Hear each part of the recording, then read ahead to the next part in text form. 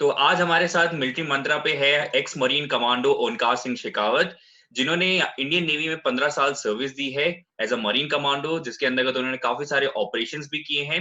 तो इस इंटरव्यू में हम जानेंगे किस तरीके की उनकी जर्नी रही है इंडियन नेवी को ज्वाइन करते time, with in Indian navy, और इंडियन नेवी के बाद जो उनका वेंचर है उसके बारे में भी जानेंगे हम इस इंटरव्यू में। तो धन्यवाद सर, आप हमारे चैनल पे आ जाए और अपनी जो लाइफ जर्नी है उसे शेयर करने के लिए आप यहाँ पे हैं। Thank you Akash ji. Sir, आपने नेवी 2001 में ज्वाइन की, लेकिन आपने ये जो डिसीजन लिया कि मरीन कमांडो बनना है, मतलब स्पेशल फोर्सेस, तो ये कैसे हुआ? एक तो मेरे गांव से मेरे एक बड़े भाई हैं, वो ऑलरेडी मरीन कमांडो थे। मैं उनके बारे में बहुत ज्यादा पहले नहीं जानता था, लेकिन जब मैंने नेवी ज्वाइन किया तो नेवी ज्वाइन करने के बाद बेसिक ट्रेनिंग के टाइम पे मैंने नेवी में स्पेशलाइजेशन कुछ कोर्सेज होते हैं जिनके लिए आपको अपने आप को वॉलेंटियर करना होता है, और वॉलेंटियर होने के बाद में करीबन 10 से 15 दिन का उनका एप्टीट्यूड टेस्ट होता है। उसमें जो लोग सिलेक्ट होते हैं उनको फिर वो स्पेशल कोर्सेज कराए जाते हैं। तो मेरी बेसिक ट्रेनिंग के दौरान ही मैंने क्लियरेंस डाइवर का कोर्स कर लिया था, जो जिसमें कि 55 मीटर तक की डाइव करने के लिए क्वालिफाइड हो जाते हैं। तो एज वॉलंटियर बन के मैंने वो किया। उसके पीछे भी एक स्टोरी है। जब मैं बेसिक ट्रेनिंग कर रहा था तो उस समय तक मुझे स्विमिंग बड़ी अच्छे से नहीं आती थी, लेकिन मेरी शिप ट्रेनिंग के दौरान मेरे पेट में एक बार सेलिंग के दौरान बड़ा तेज दर्द हुआ, हॉस्पिटलाइज होना पड़ा। और वो अपेंडिसाइटिस का दर्द था जो कि डॉक्टर ने ऑपरेशन करके और अपेंडिसाइटिस जो था मेरा वो रिमूव किया था।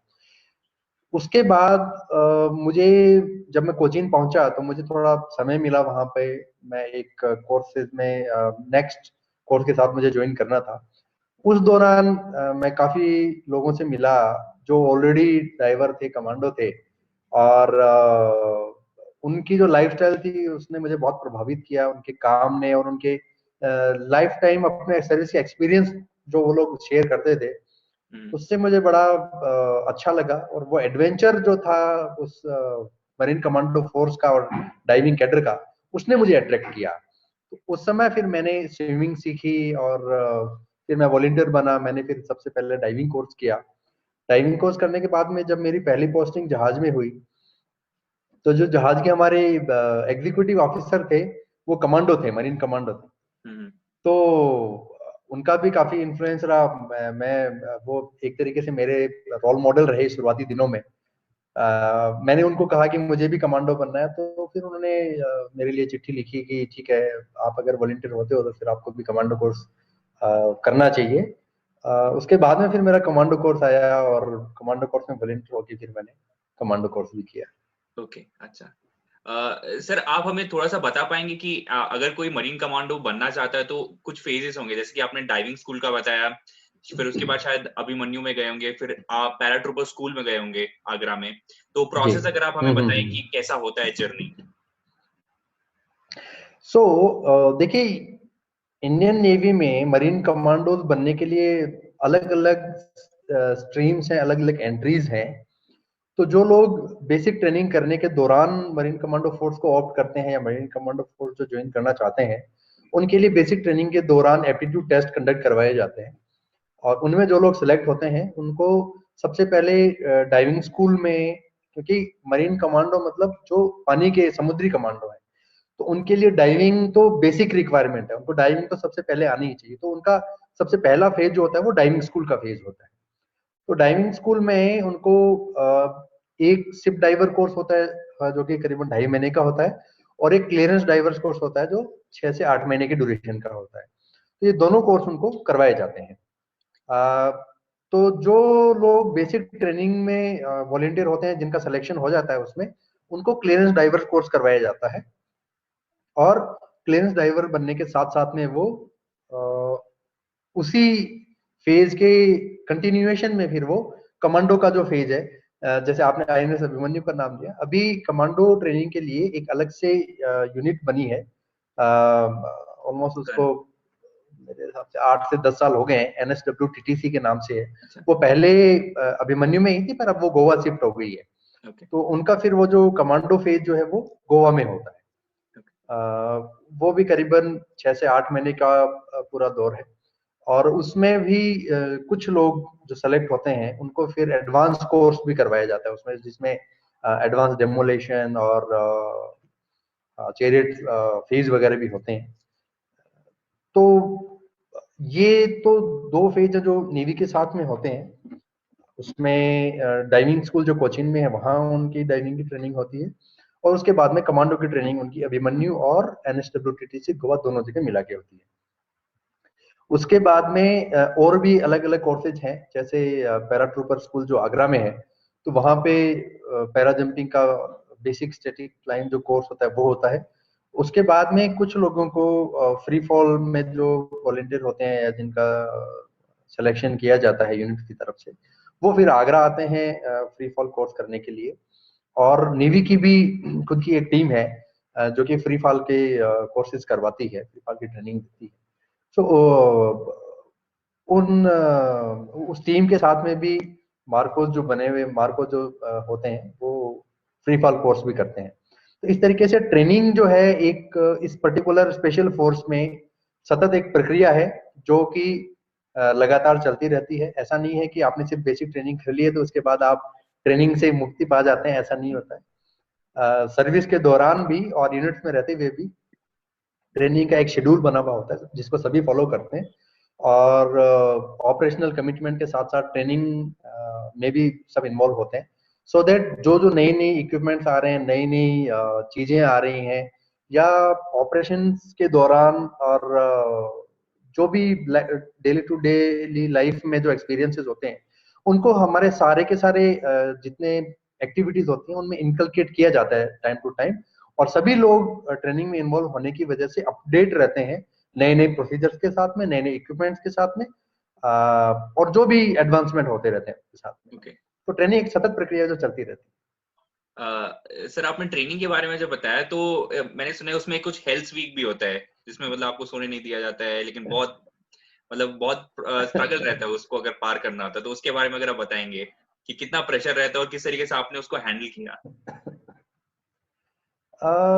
ये अपने आप में बड़ा चैलेंजिंग सा महसूस होता है जब उसके बाद में, उस दौर के बाद में जब कभी उसके बारे में विचार आता है मन में, या जब उसके बारे में सोचते हैं कि किस तरीके से वो फेज पार हुआ। लेकिन हेल वीक एक तरीके से मैं ये मानता हूँ कि मरीन कमांडो फोर्स में जितने भी इंस्ट्रक्टर्स जो हैं वो उस दर्जे के हैं कि जिनके बारे में जो जो एक तरीके से सुपर ह्यूमंस होते हैं, वो उन्हें पता होता है हमारी सबकी कैपेबिलिटीज और कैपेबिलिटीज भी सबको पता होती है। सो हेल वीक बेसिकली 72 से 80 घंटे का एक दौर होता है जिसमें आपको बिना सोए एक्टिविटीज करनी होती है बैक टू बैक। मैं अपनी बात करूं, जो हमारा जो कोर्स था उसमें मंगलवार सुबह हमें उठाया गया था, सुबह 4 बजे जनरली हमारा रूटीन शुरू होता था। उठे, हमें पता था कि हमें किसी एक्सरसाइज के लिए जाना है। एग्जैक्ट उस वक्त तक हमें नहीं बताया गया था कि ये हेल्विक होगा, पर तैयारी हमारी कमोबेश वैसी ही थी कि जैसे हेल्विक के लिए हम लोग जा रहे हैं, क्योंकि हमें बताया गया था कि 2 दिन का कुछ एक्सरसाइज है उस तरीके से। तो शुरू के 2 दिन तो सरफेस नेविगेशन होता है जिसमें पहाड़ों में टारगेट्स अलग अलग दिए जाते हैं, उनमें आपको पहुंचना होता है। लगातार चलता है वो, पहले पूरे दिन पॉइंट्स दिए जाते हैं, नेविगेट हम लोग करते हैं, रात को भी वो नेविगेशन चलता है, अगले पूरे दिन नेविगेशन हुआ।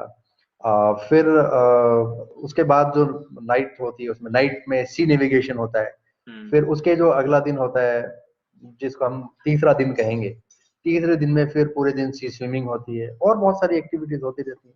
तो बैक टू बैक जो एक्टिविटीज होती हैं, तो सिर्फ पहली रात और दूसरी रात शरीर थोड़ा सा नींद की डिमांड करता है कि अभी थोड़ी थकावट है या नींद आ रही है, पर उसके बाद में इंस्ट्रक्टर्स जो हैं वो इतने क्वालिफाइड हैं मरीन कमांडो फोर्स के कि वो बिना कोई एक्स्ट्रा प्रेशर दिए ही हमें जगाए रखते हैं।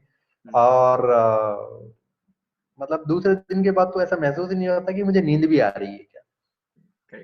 तो तीसरे दिन भी सेम रात को फिर सी नेविगेशन होता है। जो बोट होती है उसको आप चप्पू मारते हुए समुद्र में एक से दूसरी जगह पे जाना होता है। और तीसरे दिन फिर सेम बहुत सारी एक्टिविटीज जो फायरिंग भी होती हैं, फिर हमारी फिजिकल एक्टिविटीज कुछ होती हैं। उन पूरे 3 दिन के दौरान जो हमने क्या क्या एक्टिविटीज करी उसके बारे में एक हमें लिखना भी होता है, और अच्छा था एक टेस्ट भी होता है। तो ये पूरा का पूरा हेल्विक का शेड्यूल होता है। लेकिन मैं रादर देन हेल्विक में physical capacities, because physical capacity तो एक बिल्डअप का प्रोसेस है जो कि इन कोर्सेज के दौरान सबको करवा दिया जाता है, सब लोग कर लेते हैं, सबको बिल्डअप भी किया जाता है फेज वाइज, और सब इसके भी अपने अपने दौर रहते हैं जो चलते रहते हैं।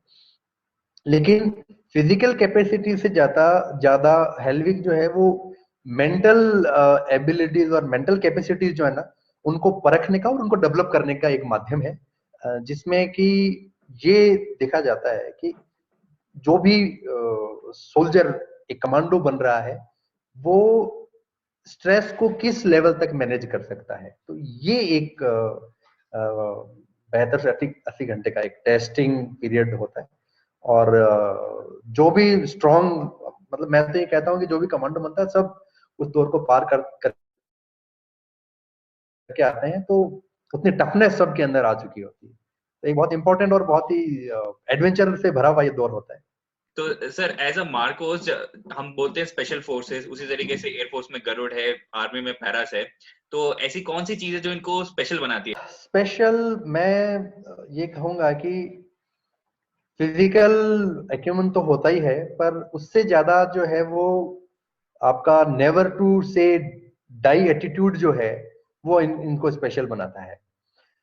कोई भी कमांडो किसी भी मुश्किल से मुश्किल परिस्थिति में फंस जाए, लेकिन उसमें हार नहीं मानने की जो वो क्षमता है, जो कि उनके कोर्सेज के दौरान, जो उनकी अलग अलग एक्टिविटीज के दौरान उनके अंदर डेवलप करी जाती है और कूट कूट के उनके अंदर भरी जाती है। तो वो जो नेवर टू से डाई और नेवर टू से नो एटीट्यूड जो है किसी भी काम को करने के लिए, वो एक सोल्जर को स्पेशल बनाती है। और इसके लिए कहा जाता है कि ये स्पेशल फोर्स के कमांडो के, उन्हें उनको आप कभी भी किसी भी टास्क के लिए आप कह दीजिए, पर वो ना आपको कभी नहीं कहेंगे, और ना सिर्फ ना नहीं कहेंगे बल्कि वो उस टास्क को कंप्लीट करने में आपको कभी निराश भी नहीं करेंगे। इसलिए उन्हें स्पेशल फोर्स का दर्जा दिया जाता है। तरीके से आपने बताया कि आप बेसिकली गल्फ ऑफ एडन में थे, सोमालिया में पायरेट्स एंटी पायरेसी मिशंस कर रहे थे, उसके अलावा आप कश्मीर में भी ऑपरेट कर रहे थे। तो आपका कोई एक्सपीरियंस है जो मेमोरेबल है, जो आप शेयर करना चाहते हैं गल्फ ऑफ एडन से रिलेटेड?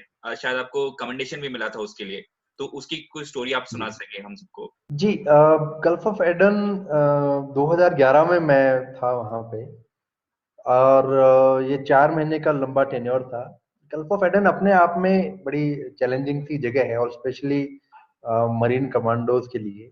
और जिस समय पे मैं वहां पे था वो पायरेसी का पीक का दौर चल रहा था उस समय पे, और हमने भी ऑलमोस्ट 3 महीने के वहाँ टेन्योर के दौरान करीबन 35 से ज्यादा हमने सर्च ऑपरेशंस किए थे गल्फ ऑफ एडन में, जिनमें से बहुत सारे जो हमने सर्च ऑपरेशन किए वो डिस्ट्रेस कॉल के ऊपर भी थे, कि जिनमें जहाज की तरफ से ये आया कॉल आया कि भाई हमारे पास में सस्पेक्टेड पायरेसी बोट हैं, या पायरेट हमारे जहाज पे चढ़ने का प्रयास कर रहे हैं या चढ़ने वाले हैं। क्योंकि जहाज भी अपने खुद के मेजर्स रखते हैं उसमें कि वो पायरेट्स अपने जहाज को बचा के रखें। और इंडियन नेवी के लिए वहां की जो रेस्पॉन्सिबिलिटी उस समय की थी वो ये थी कि एक पॉइंट से दूसरे पॉइंट पे जो गल्फ ऑफ एडन का जितना एरिया है, उस एरिया में जहाज को सेफ पैसेज करवाना होता था, जो पायरेसी प्रोन एरिया है उस एरिया में। और जो हमारी टीम थी, जो मार्कोस का पूरी 8 लोगों की जो टीम थी, प्रहार जो था, उसमें सीनियर मोस्ट सेलर मैं था एज ए प्रहार लीडर जिसको आप कहते हैं। सो उस वक्त सारी टीम के बीच में कोऑर्डिनेशन और कॉम्बिनेशन की जिम्मेदारी जो थी वो मुझे दी गई थी। और सीनियर मोस्ट होने के नाते जो भी ऑपरेशंस होते थे उसमें मैं भी भागीदारी अच्छी तरीके से निभाता था उसमें, प्लानिंग से लेके, और जितने हमारे टीम मेंबर हैं उन सबको क्या क्या रोल प्ले करना है, कौन सा में रहेगा, कौन पहले जाएगा, कौन बाद में जाएगा, जो बोट क्रू जो होते थे, जिनको हम सस्पेक्टेड लोग जो होते थे, उनका ध्यान कौन रखेगा, उनको गन पॉइंट पे कौन रखेगा, ये सारी की सारी एक्टिविटीज हम लोग करते थे। और मैंने पूरे 3 महीने के दौरान इसको मेरी पूरी टीम के सहयोग से बड़े अच्छी तरीके से किया। टीम मेंबर जो थे उनमें कोऑर्डिनेशन, और 3 महीने का जो लंबा समय समुद्र में किसी भी ऑपरेशन के लिए बहुत ज्यादा समय माना जाता है, लेकिन उस पर्टिकुलर टाइम में भी जो टीम मेंबर हैं उनके कॉन्फिडेंस को थोड़ा सा हाई रखना और उनको अलग अलग एक्टिविटीज के साथ में फेमिलियर रखना अपने आप में बड़ा टास्क होता है, बड़ा चैलेंज होता है। लेकिन मैं मेरी पूरी जो टीम थी उसका शुक्रगुजार हूँ, अभी भी मैं पूरी टीम के साथ में कनेक्टेड हूँ कि उन्होंने मुझे बड़ा अच्छा सपोर्ट किया। जो भी एक्टिविटीज हम लोग करते थे खूब अच्छे से करी, और इनफैक्ट जहाज की बाकी एक्टिविटीज भी जो होती थी उनमें भी हम लोग खूब अच्छे से पार्टिसिपेट करते थे। और ये एक वो बहुत ही एक मेमोरेबल टाइम था पूरे 4 महीने का। तो जो पेट्रोलिंग ऑफ गल्फ जो उस समय की जो हमारी 4 महीने की पूरी इवेंट थी, उसमें बेस्ट सेलर का अवार्ड भी मुझे उस वक्त मिला था। बहुत सारी एक्टिविटीज हमने करी, खूब सारे हमने इवेंट जीते वहां पे, खूब सारी स्पोर्ट एक्टिविटीज भी हमने करी। और जितने बोर्डिंग ऑपरेशन हुए हमने बड़े प्रोफेशनल वे में किए। उनके लिए भी हमें काफी अप्रिसिएशन मिला जब हम लोग वापस विशाखापट्टनम हमारी यूनिट्स में पहुंचे। काफी सारे एक्सपीरियंस जो वहाँ के थे वो शेयर हुए, उनसे बहुत सारे लेसन लर्न भी हमें मिले, जो कि हमने आगे आने वाली टीमों के लिए शेयर किए। उनसे बहुत कुछ लोगों ने सीख के फिर आगे के जो पेट्रोलिंग रही उनमें इम्प्लीमेंट किया। जो हमारे सर्च ऑपरेशन रहे उनमें हमें खूब एक्सपीरियंसेस मिले। एक दो वाकया मैं आपको बताता हूँ। एक बार ऐसा हुआ कि रात को 1 बजे हमें एक जहाज से डिस्ट्रेस कॉल मिला कि एक बोट है जो कि हमारे को अप्रोच कर रही है और चढ़ने का प्रयास कर रही है। तो 1 बजे के कॉल के बाद में हम लोग तैयार हुए और 2 बजे फिर हमने रात को बोर्डिंग किया था। मतलब वो बहुत जनरली डार्क आवर्स जो होते हैं उसमें समुद्र में इस तरीके के बोर्डिंग ऑपरेशन जनरली नहीं होते, पर सिंस बहुत डिस्ट्रेस कॉल था हम सब ने इसके ऊपर बड़ा गंभीरता से विचार किया उस समय पे कि करना चाहिए नहीं करना चाहिए। और देन वी टू के कॉल कि नहीं चलो ठीक है। जब हम और वो जो जहाज था वो इंडियन शिप था जिसमें क्रू इंडियन थे, तो फिर फाइनल डिसीजन ये हुआ कि नहीं हमें इस जहाज को बचाने के लिए एक कॉल लेना है और हमें इस पर बोर्डिंग ऑपरेशन करना है।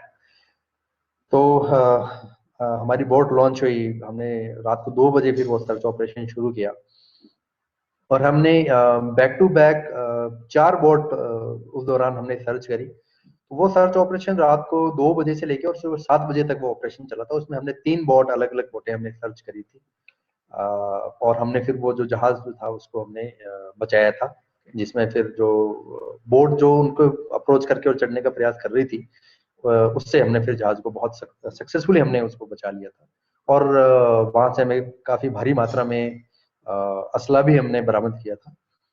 और उसके बाद में वो जहाज की तरफ से भी बड़े थैंक्स के मैसेज है। बड़ा अच्छा भी लगता है कि जब आप ह्यूमैनिटी की जब सर्व करते हैं, आप किसी की जान जब बचाते हैं, तो दिल में और मन में एक तसल्ली रहती है कि मैं जिस काम के लिए यहाँ हूँ मैं उसको बखूबी अंजाम दे पा रहा हूँ। जी सर आपने हमें अभी बताया कि गल्फ ऑफ एडन में आपका कैसा एक्सपीरियंस रहा था, लेकिन उसके अलावा भी मार्कोस अलग अलग जगहों पे ऑपरेट करते हैं। आपने बताया कि आप कश्मीर में थे और शायद आप एलटीटी वाले मिशन में भी कुछ में थे। तो बेसिकली अलग अलग ऑपरेशन मार्कोस कर रहे हैं, तो उसमें आप अलग अलग फोर्सेस के साथ करते हैं, तो आपका वो एक्सपीरियंस कैसा था? क्योंकि कश्मीर में अगर आप ऑपरेट कर रहे हैं तो आप शायद पैरा के साथ होंगे, एलटीटी में भी पैरास थे, तो आपका बाकी फोर्सेस के साथ कैसा एक्सपीरियंस रहा था उस टाइम? देखिए मैं एक चीज कहना चाहूंगा कि हिंदुस्तान में जो 3 स्पेशल फोर्सेस हैं, आर्मी की पैरा है, नेवी की मार्कोस हैं और एयरफोर्स के गरुड़ है। सो ये तीनों एक दूसरे के पूरक आप इनको कह सकते हैं, जो कि बहुत ही जॉइंट एक्सरसाइजेस भी करते हैं, जॉइंट ऑपरेशंस भी करते हैं और खूब अच्छी तरीके से एक दूसरे को कॉम्प्लीमेंट करते हुए देश की सीमाओं की हिफाजत करने का काम करते हैं।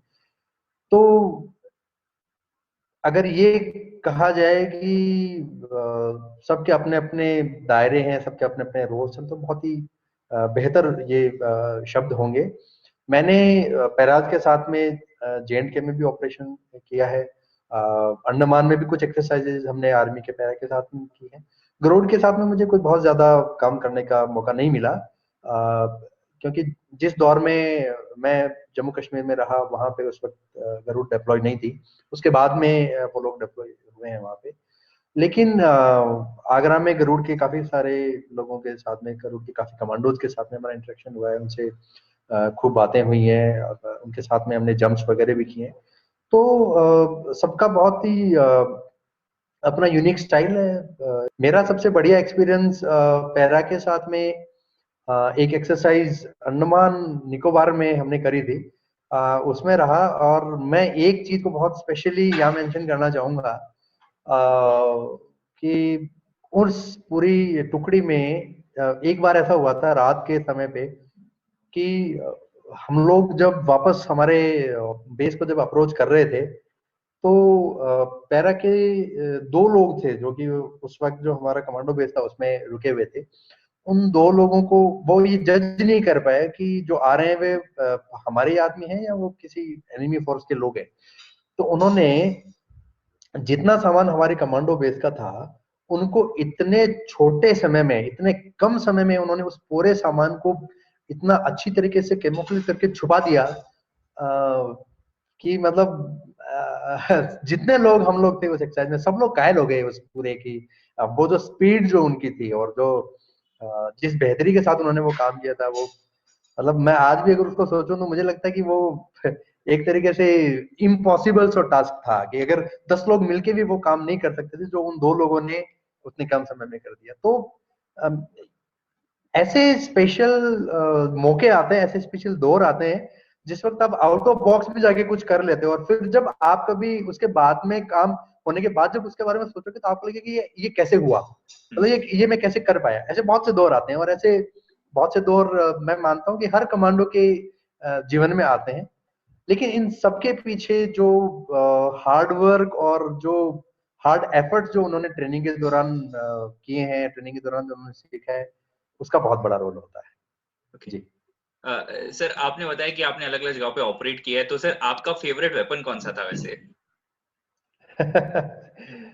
देखिए, नो डाउट एके जो है वो सबसे बेस्ट हथियार, और मैंने मैक्सिमम सर्विस के टेन्योर के दौरान जो है वो उस हथियार को काम में लिया। ओके। जी। सर अभी क्योंकि हम जानते हैं जितने भी कमांडोज होते हैं उनकी फिजिकल फिटनेस काफी ज्यादा अच्छी होती है, तो फिजिकल फिटनेस और डाइट के हिसाब से आप क्या मतलब करते थे जो आपको लगता है कि that makes you keep fit?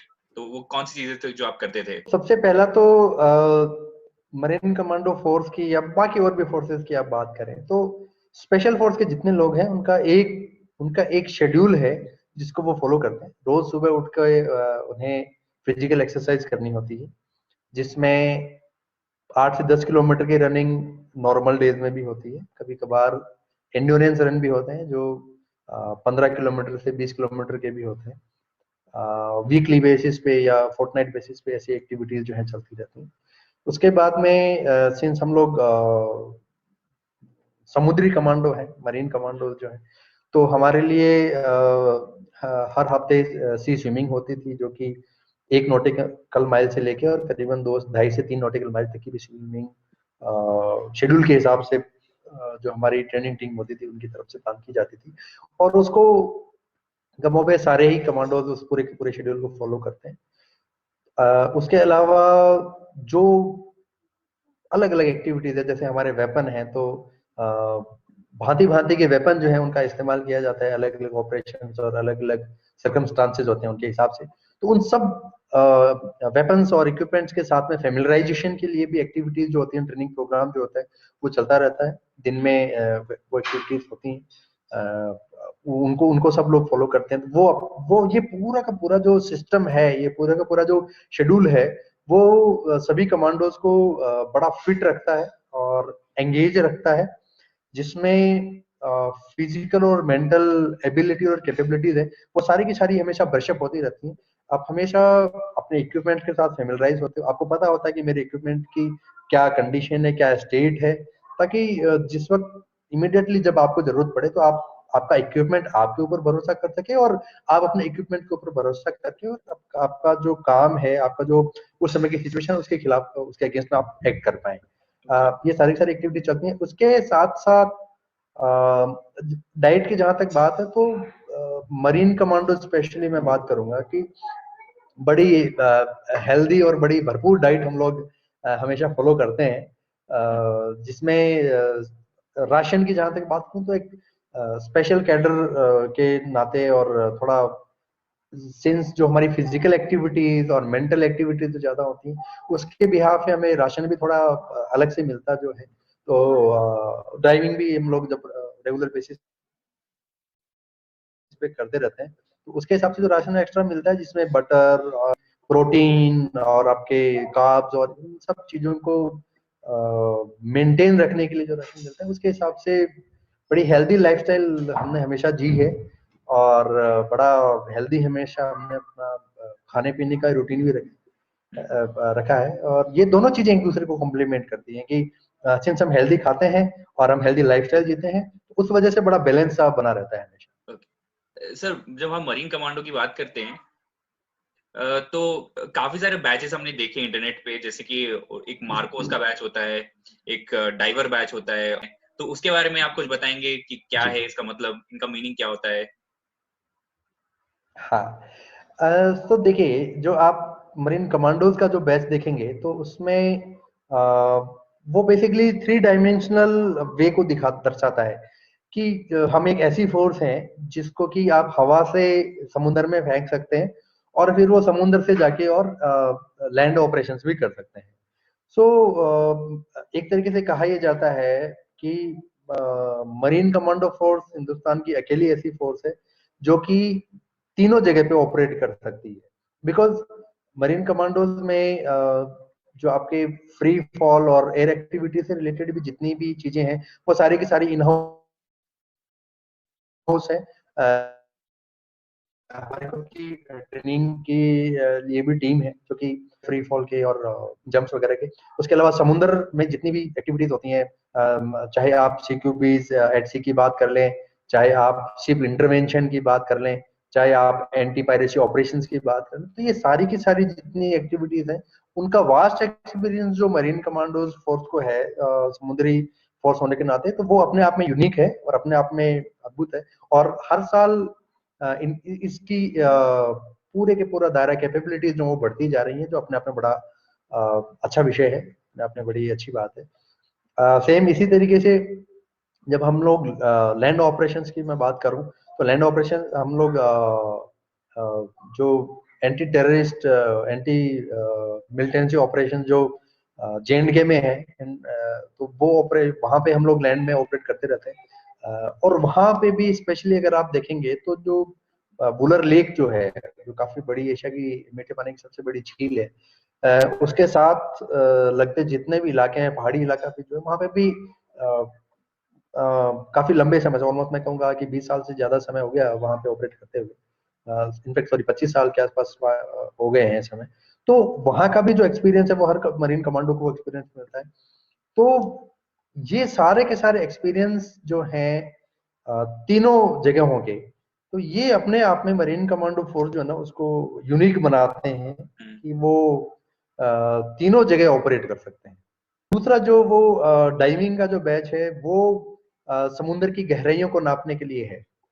तो वो जो बैच है, डाइवर का जो बैच है, वो बेसिकली नेवी में डाइवर भी एक स्पेशल कैडर है जिसमें कि अगर कोई कमांडो ऑप्ट नहीं भी करता है फिर भी अगर डाइवर आप बनना चाहते हैं तो आप बिना कमांडो के भी आप डाइवर रह सकते हैं। वो एक स्पेशल कैडर भी है। और उस कैडर में फिर सैचुरेशन डाइवर भी होते हैं जो कि जो 55 मीटर की जो लिमिट है उससे बियॉन्ड भी वो लोग डाइव कर सकते हैं। उनमें फिर लिमिटेशन डेप्थ की खत्म हो जाती है, उनके लिए एक स्पेशल अलग से शिप भी है जो कि डाइविंग यूनिट है एक अलग से। तो वो जो डाइवर बैच है वो उसको रिप्रेजेंट करता है कि ये उसमें समुद्र की लहरों में वो डाइवर और उसके पीठ पे वो सिलेंडर बना हुआ है, तो वो जो है वो डाइविंग कैडर ना उसको शो करता है। तो जितने कमांडो मरीन कमांडो जो भी है वो डाइवर पक्का होगा, तो इसलिए कमांडोज जो होते हैं तो उनके पास में कमांडो डाइवर दोनों बैच वो लगाते हैं।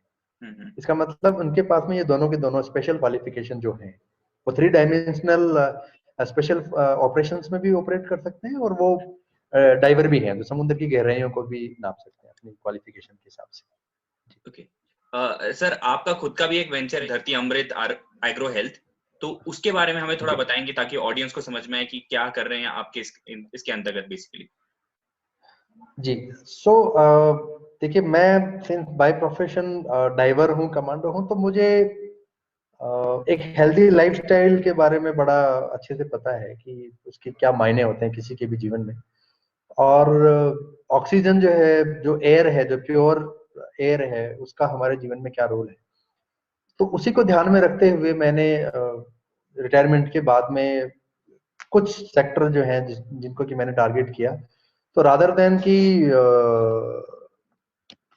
कोई फ्लो जो है बाहर कोई सर्विस करने के हिसाब से, फिर मैंने मेरा खुद का वेंचर शुरू किया है। इनिशियली मैंने धरती अमृत को एज ए पार्टनरशिप फर्म शुरू किया था, और अभी जो है, अभी मैंने इसको private limited company last year इसको मैंने कन्वर्ट कर दिया है। धरती अमृत बेसिकली दो फील्ड में काम करती है। पहला है एग्रीकल्चर फील्ड और दूसरा है एनवायरमेंट फील्ड। एग्रीकल्चर फील्ड के रूप में हम लोग किसानों को केमिकल फ्री फार्मिंग जो है, अलग अलग मेथड से, वो हम लोग सिखाते हैं, उसकी ट्रेनिंग भी हम देते हैं, और उसके इनपुट हम प्रोसेस करके वो हम किसानों को प्रोवाइड करवाते हैं। दूसरा हमारा जो एनवायरमेंट का फील्ड है, उसमें हम लोग डिफरेंट मेथड ऑफ फॉरेस्ट्री है, उसको हम लोग फॉलो करते हैं। और उसमें राजस्थान में सिंस मैं हूँ, तो यहाँ हम लोग ड्राई लैंड फॉरेस्ट्री से लेके और बहुत डेंस फॉरेस्ट्री जो है उसका काम करते हैं। डेंस फॉरेस्ट्री के लिए हम लोग एक जापानी बॉटनिस्ट हैं, डॉक्टर एकिरा मियावाकी, उनके मेथड को हम फॉलो करते हैं। डॉक्टर मियावाकी के बारे में मैं थोड़ा बताना चाहूंगा। डॉक्टर मियावाकी ने अपने पूरे लाइफ में अब तक वो 4 करोड़ से ज्यादा अकेले खुद पेड़ लगा चुके हैं, विश्व के अलग अलग हिस्सों में, अलग अलग देशों में। और उन्होंने मेथड को इजाद किया जिसको मियावाकी ऑफ एफोरेस्टेशन जिसे कहा जाता है।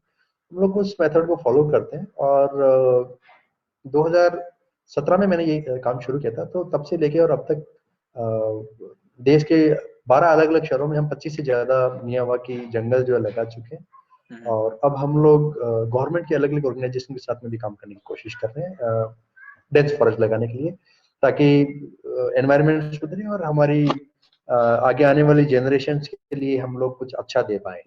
ओके, जी। समझ गया सर। सर आपने इंडियन नेवी में ऑलमोस्ट 15 इयर्स सर्व किया है, तो मेरा सवाल है कि ऐसे कोई लाइफ लेसन्स है जो आपने सीखे हैं इंडियन नेवी से, तो कोई 3 ऐसे लाइफ लेसन्स आप जो शेयर करना पसंद करेंगे ऑडियंस के साथ। ठीक। सबसे पहले तो मैं ये कहना चाहूंगा कि आज जिस भी मुकाम पे मैं हूँ, मेरा परिवार है, वो इंडियन नेवी की देन है। उसके लिए बड़ा मेरा पूरा परिवार तहे दिल से इंडियन नेवी और मेरे जितने साथी रहे, सपोर्टर्स रहे, उनका सबका शुक्रगुजार है। इंडियन नेवी ने मुझे एक रो सिविलियन से एक मैच्योर्ड और डिसिप्लिन ह्यूमन बीइंग बनाया, और मुझे इतना कुछ दिया, इतना कुछ एक्सपीरियंस दिया है कि जिसके लिए मैं बड़ा शुक्रगुजार हूँ इंडियन नेवी का। देखिए, सबसे पहली चीज नेवी ने हमें डिसिप्लिन में रहना सिखाया। ऑल्दो नेवी में जाने से पहले भी मेरी कोई बहुत ज्यादा अनडिसिप्लिन लाइफ तो नहीं थी। बहुत तरीके से मैंने अपना जीवन जिया था उससे पहले भी, लेकिन उसके बाद भी बड़ा, मैं ये कहूंगा कि उसके बाद भी नेवी की वजह से जो डिसिप्लिन और जो करिकुलम जो लाइफ में आया, वो मुझे लगता है कि शायद अगर नेवी में नहीं होता तो उतना डिसिप्लिन और उतना ऑर्गेनाइज्ड वे में नहीं हो पाता। दूसरा, नेवी की स्पेशल फोर्स और डाइविंग कार्डर में रहते हुए जो हमारा जो जीवन है वो बहुत से लोगों के ऊपर डिपेंड होता है। जैसे डाइविंग में हम लोग जब समुद्र में डाइव कर रहे होते हैं, या मरीन कमांडो ऑपरेशंस के दौरान जब हम लोग कहीं मूव कर रहे होते हैं, तो हमारी जो लाइफ है, हमारा जो जीवन है, वो किसी और के हाथ में भी होता है। किसी और की गलती की सजा भी आपको मिल सकती है, या आपकी गलती की वजह से किसी और कोई और भी सफर कर सकता है।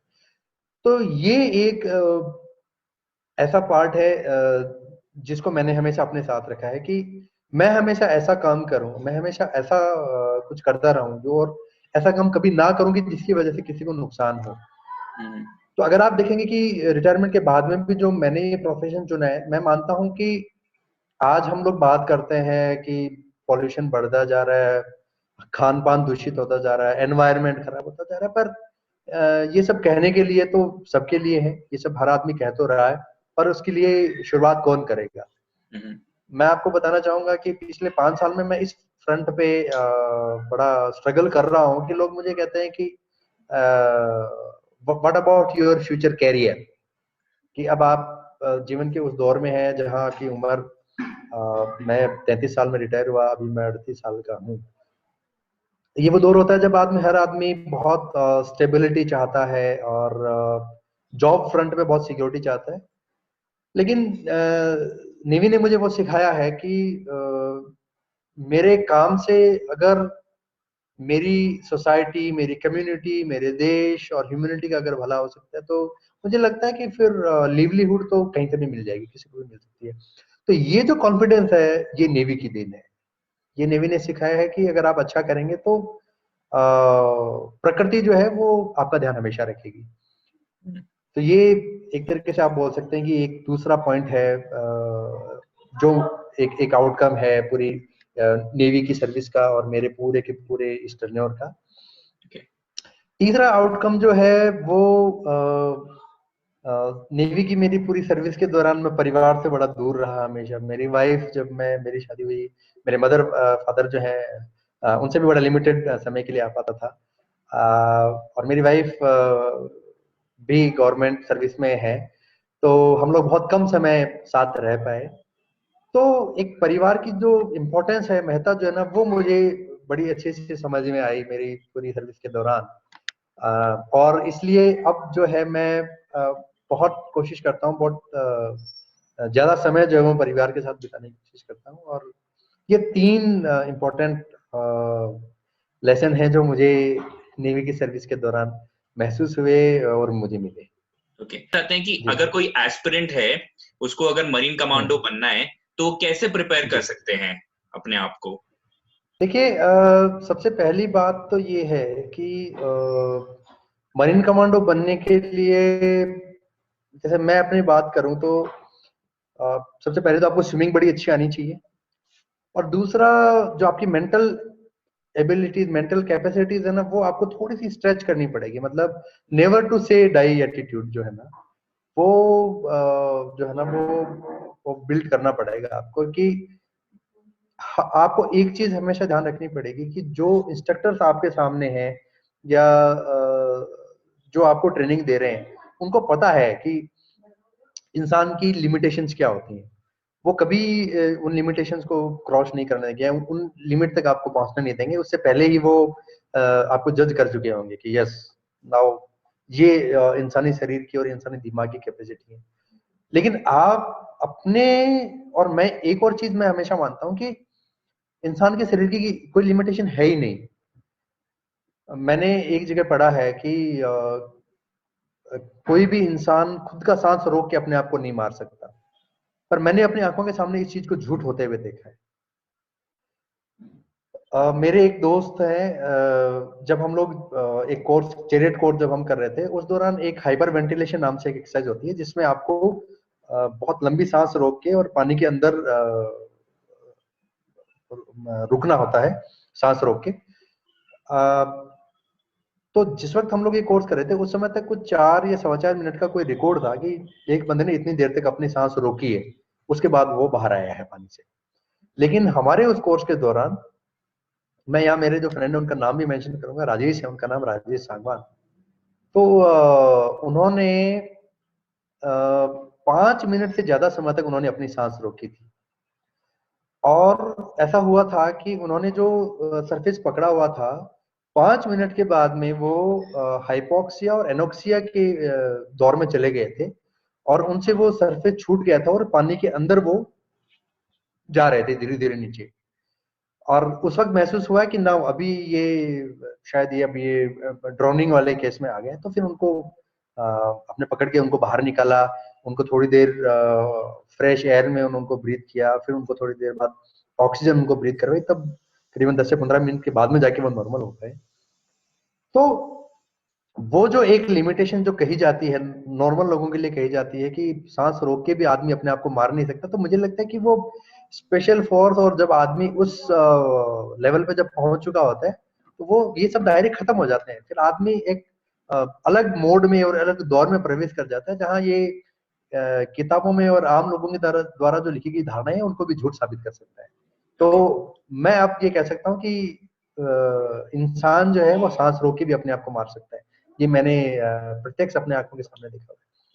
तो स्पेशल फोर्स की तैयारी करने के दौरान आपको फिजिकल कैपेसिटीज को बिल्ड करने के साथ साथ अपनी मेंटल एबिलिटीज को भी बिल्ड करने की जरूरत है।